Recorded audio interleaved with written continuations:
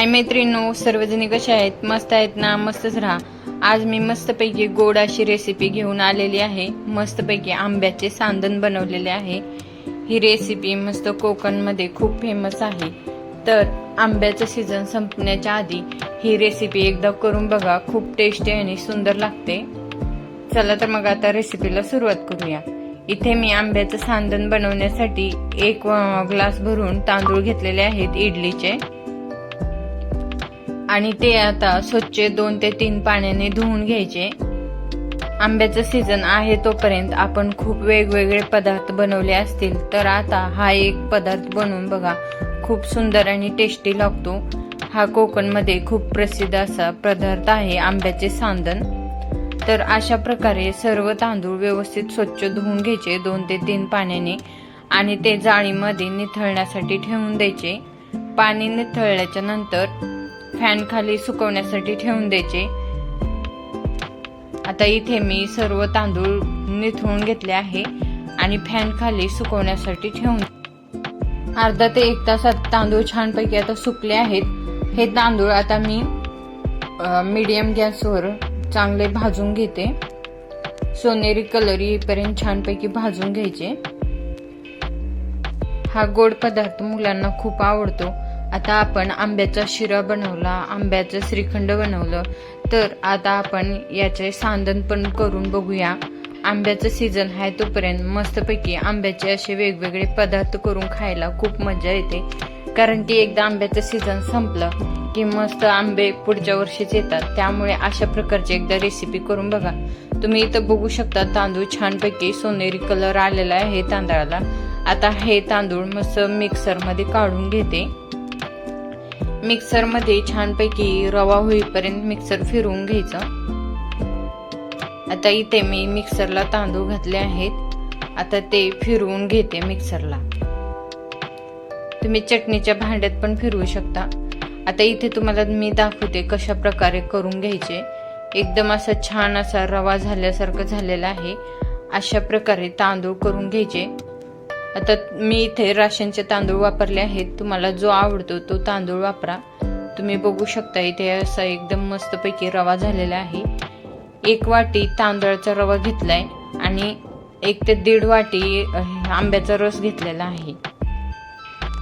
आता इथे मी बाउलमध्ये तांदळाची पिठी टाकून घेतली, त्यामध्ये रस ओतून घेते. तर आंब्याचा जो रस आहे फक्त त्याचा गर काढून फिरवून घेतलेला आहे. त्यात थोडं पण पाणी घातलेलं नाहीये. आंबा जर तुमचा जास्त गोड असेल तर साखर थोडीशी कमी टाकली तरी चालेल, पण आंबा जर थोडासा सप्पक असेल तर साखर जास्त टाका. कारण की गोड सांदण असतं, कमी गोड झालं की टेस्ट लागत नाही. इथे अर्धी वाटी परत मी रस टाकून घेतलेला आहे आणि अर्धी वाटी साखर टाकून घेतलेली आहे. कारण की माझा इथं हापूस आंब्याचा रस आहे, त्यामुळे थोडीशी मी साखर कमी टाकलेली आहे. जर आंबा थोडासा सप्पक असेल तर थोडीशी साखर जास्त टाका आणि टेस्ट करा की गोड झाले का नाही.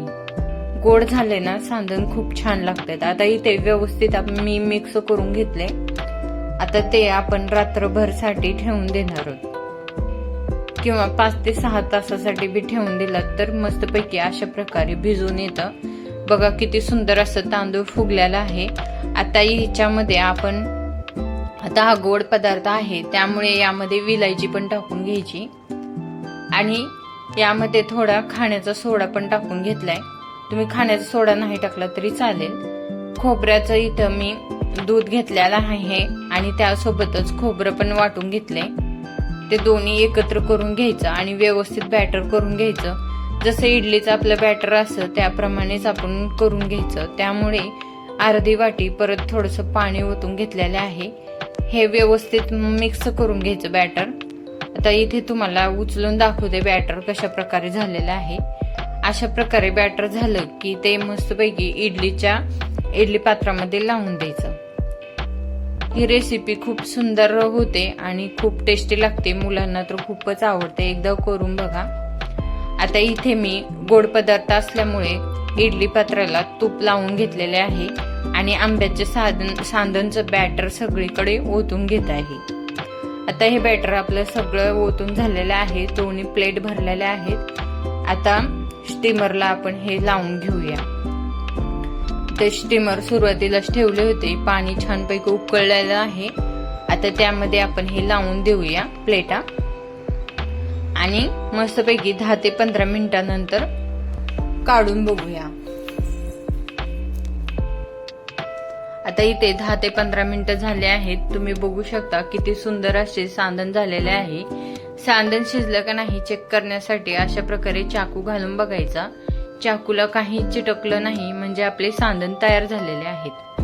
आता हे सांदण आपण काढून घेऊया आणि तुम्हाला एक सांदण मी मोडून पण दाखवते, किती मऊसूत आणि टेस्टी झालेले आहे.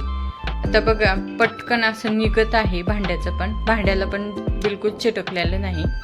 आता तुम्हाला इथे मी सांदण काढून दाखवते, किती सुंदर असे मऊसूत आणि टेस्टी तयार झाले. अशा प्रकारे आपल्या आंब्याचं सांदण तयार झालेले आहे. तुम्ही आतापर्यंत जर ही रेसिपी केलेली नसेल तर एकदा करून बघा. पहिल्याच प्रयत्नात रेसिपी एकदम परफेक्ट जमेल तुम्हाला. आणि अशाच नवीन नवीन रेसिपी बघण्यासाठी अर्चना लाईफस्टाईल या चॅनलला सबस्क्राईब करा. पूर्ण व्हिडिओ बघितल्याबद्दल थँक्यू.